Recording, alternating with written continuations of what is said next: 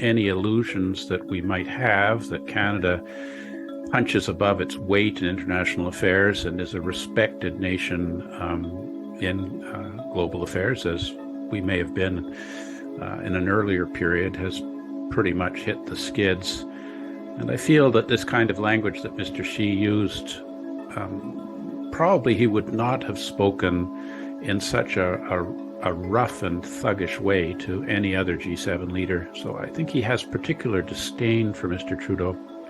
Thanks for tuning in to the latest edition of the CDA Institute's Expert Series program. For this installment, we welcome back Charles Burton to discuss the latest in Canada-China relations. Burton and I talked about Chinese interference in Canadian elections and democratic institutions, the significance of the exchange seen between Prime Minister Trudeau and President Xi Jinping at the recent G20 summit, as well as Burton's thoughts on Canada's Indo-Pacific strategy. Charles, thanks for joining us once again for the CDA Institute's Expert Series. It's always a pleasure to speak with you. To kick off this interview, there have been several allegations of election interference levied against China. To what extent is Beijing attempting to interfere with our democratic institutions?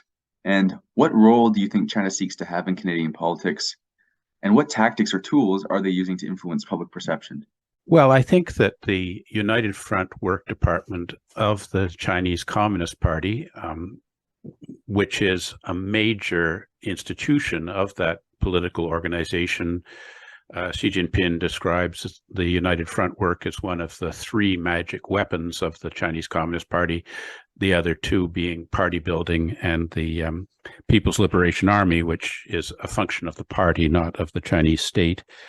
So, the idea of trying to foment a support for the Chinese Communist Party's purposes in China and in Canada and internationally is, a central part of the party's strategy.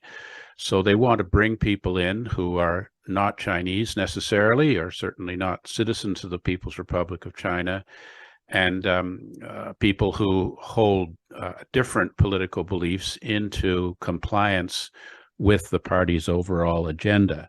So, in terms of the political side, the party has an explicit policy of encouraging persons of ethnic Chinese origin to participate in political roles in democratic legislatures, and the desire to exercise influence over persons of influence in the policy process in democratic countries, including Canada. So, there seems to be a two-track system here, and they attempt to, suggest to politicians that in Canada who, while they're in positions of public trust, don't support policies that go against China's overall interests and international agenda, to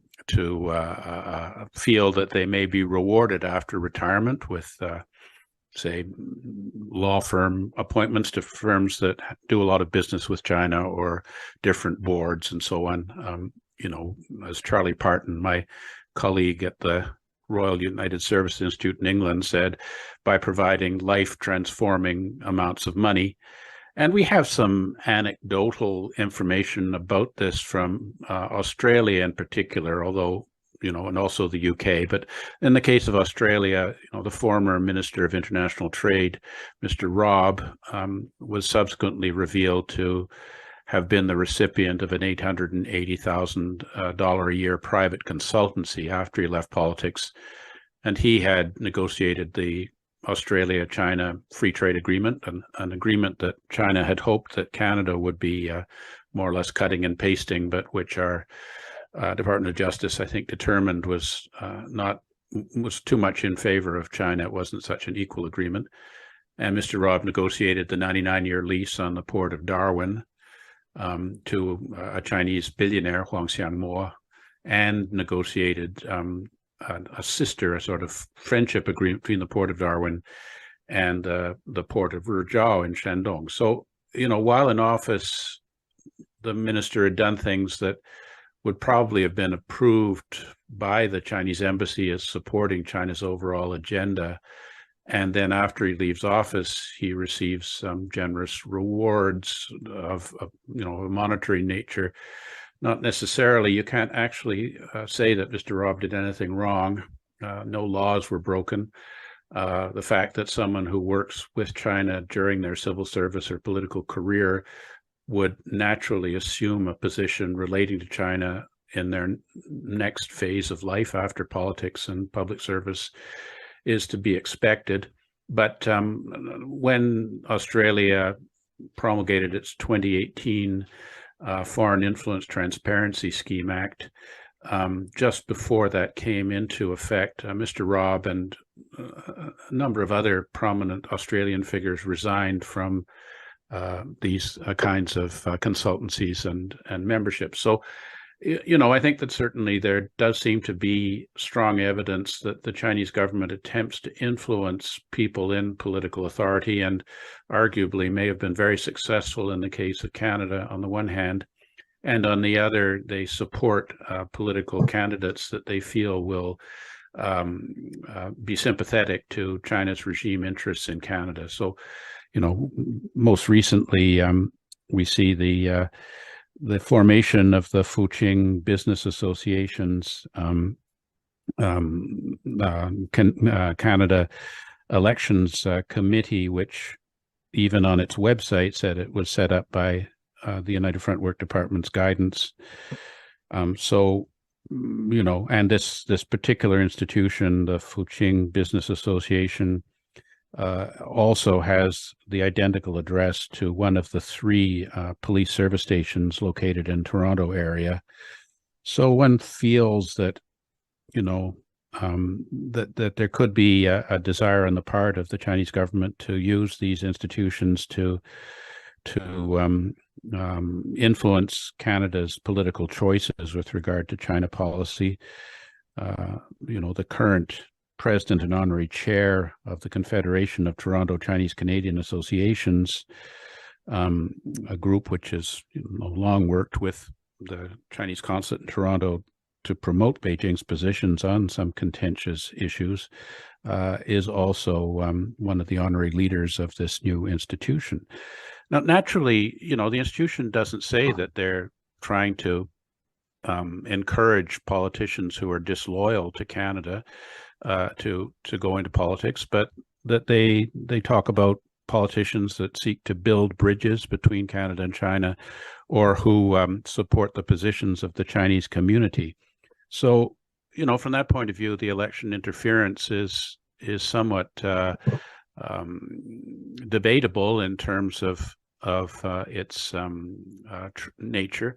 But if the funding for these the funding that goes through these institutions to Canadian political candidates can be identified as having origins in a foreign country, then that would be a violation of the Elections Canada Act. And, if there are candidates who have knowingly received benefits from a foreign state, they should be subject to investigation and possible accountability through law. And I think, the other would be the extent to which there are diplomats in Canada accredited to China. China has the largest cohort of accredited diplomats in our country, larger than that of the United States, several times that of Great Britain. If there are, people with diplomatic passports working out of the embassies and consulates in Canada who are engaged in activities of political influence which go beyond the normal bounds of public diplomacy, I feel that they should be identified and declared persona non grata and asked to leave Canada. So there are a number of complicated issues here. I think up to now we haven't had either the political will or the allocation of resources to be able to come to terms with them successfully. But, the Commons Special Committee on Canada-China Relations is currently engaged in a study of the police stations, and the House Procedures and House Affairs Committee is examining foreign influence in the election, particularly the allegations of Sam Cooper of Global News that he had obtained a CSIS document that said that Chinese sources through the Chinese consulate in Toronto had funded 11 candidates and had placed 13 staffers inside political campaign offices and parliamentary offices. They're looking into it. And I think once, the proper investigation is done, then the government can consider what sort of measures need to be taken in terms of legislation or in terms of enforcing existing laws against this kind of activity to ensure that our elections are based on selecting candidates who support Canadian purposes only, and that if there are Chinese police operating in Canada illegally, which the Chinese government have already acknowledged in the past, that these people should be made accountable under law and not allowed to engage in activities of intimidation and menace towards persons in Canada, or police investigations engaged in illegally without going through the normal international channels of seeking collaboration with our Royal Canadian Mounted Police. So a long answer to a two-part question, but there's a lot there that I think Canada's currently taking much more seriously than we have in the past, and hopefully we'll be able to resolve these issues to the extent that that what's been reported is in fact what's going on. According to former Canadian ambassador to China, Guy Saint-Jacques, Xi Jinping gave a veiled threat when telling Trudeau that, quote unquote, the results can't be predicted, while responding to the Canadian Prime Minister sharing details about their G20 summit conversation. What do you think the significance of this interaction is? And does it reflect the current state of China-Canada relations? Well, I was taken aback by the kind of Chinese language that Party General Secretary Xi, in his capacity as the President of China, directed towards our Prime Minister. I was educated in China, and Chinese is the language of my home. So, I was able to pick up pretty clearly on what was said. And, he said, really, 这个结果就不好说了, which means, if you don't, I can't say what the consequences will be. Well, that's not really a veiled threat. That's pretty much a direct threat. And it was relating to the Prime Minister's attitude towards China. And, the President had accused the Prime Minister of not being respectful in the way that he had reported their brief interaction at the G20 in Bali the day before, which was a sort of 10-minute stand-up in a crowded room. The president may have had some point. The reporting on it suggested that the Prime Minister had raised the issue of Chinese interference in Canadian affairs that China would take very seriously, because interference in Chinese affairs is their means to try and deflect foreign criticism of China's noncompliance with the norms of international human rights and China's genocidal policies towards the Uyghur group in the Uyghur lands under the control of the People's Republic of China. So, but it's just the way it was put by the president. It suggests that any illusions that we might have that Canada punches above its weight in international affairs and is a respected nation in global affairs, as we may have been in an earlier period, has pretty much hit the skids. And I feel that this kind of language that Mr. Xi used, probably he would not have spoken in such a rough and thuggish way to any other G7 leader. So I think he has particular disdain for Mr. Trudeau.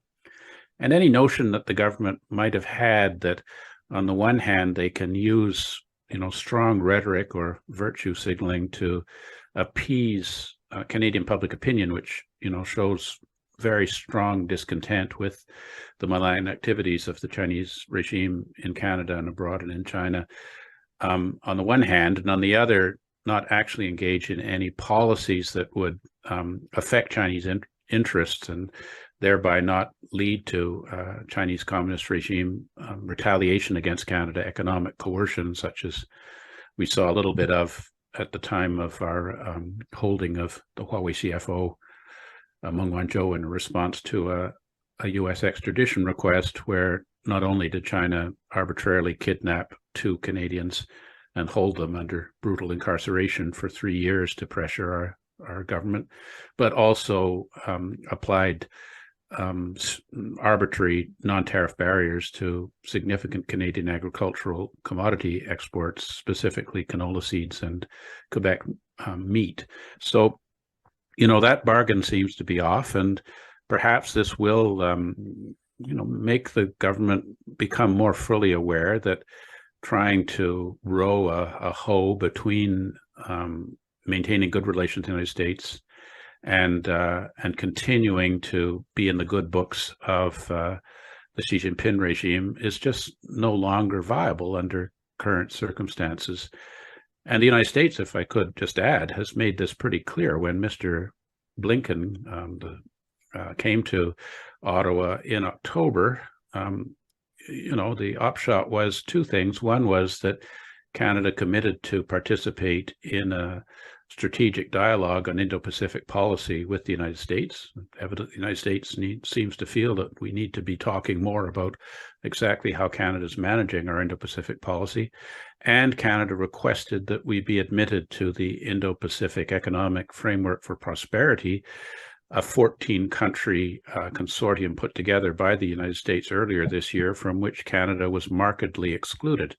So, I think that Mr. Xi's interaction with Mr. Trudeau is something of a signal event. I mean, obviously, Xi was extremely angry with our Prime Minister and perhaps feels betrayed by us.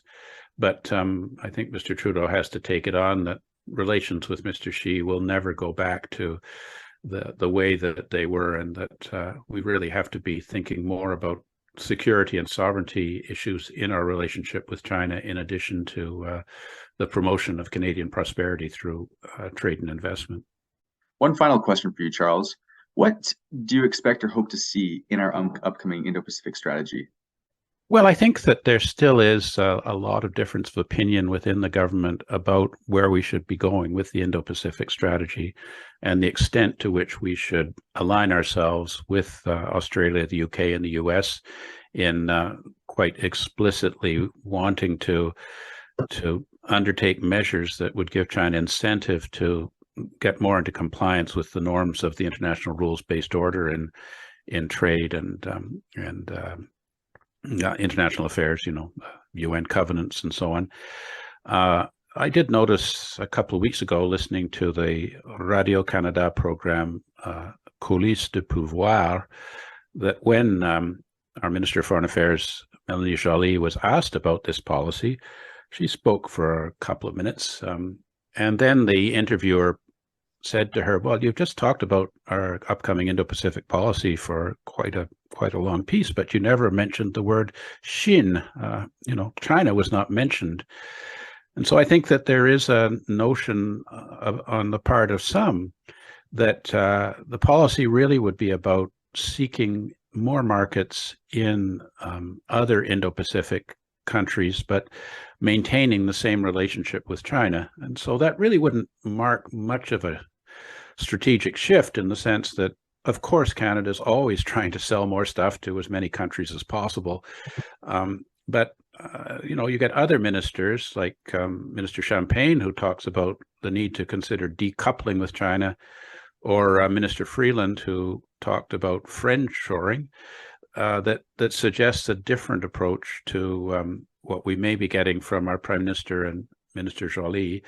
I think the fact that the policy keeps being deferred, may not necessarily be such a bad thing, in the sense that as the situation is developing and we're becoming more aware of the need for Canada to really seriously rethink our approach to China, that more and more people of influence in the policy process are becoming aware that we need to have a policy that has some teeth to it. And not only do we need a policy that has some, actual objectively verifiable measures that can be measured, but that we actually have to implement that policy. So much of government policy or international agreements sort of lie by the wayside. I mean, think of the number of UN covenants, the Convention Against Genocide, the Convention Against Torture, that Canada has ratified, but when push comes to shove, we don't seem to be prepared to undertake our obligations under those important agreements. So I'm cautiously optimistic, and the fact that it's being further delayed, I think that might be a sign that there's still a lot of thinking going on. And I think the more they think about it, the more they're inclined to agree with me, perhaps. So we'll see. I think that one issue that's becoming much more into focus and leading to more policy measures has been China's genocide against the Uyghurs. The House of Commons passed a unanimous resolution condemning this as genocide. Even though the Prime Minister and the entire cabinet absented themselves from the vote. But, we're seeing legislation coming in to restrict products of forced labor from entering our country, and that includes a lot of stuff that's produced by Uyghurs who are under compulsion to work, sometimes really in effect as slave labor. So we're going to do that. And I think there's also some movement within the UN in the Committee on the Elimination of Racial Discrimination and other international instruments. And I think that Canada probably will eventually not only have a unanimous parliamentary resolution that genocide is going on, but that we will actually act on our international obligations in this regard.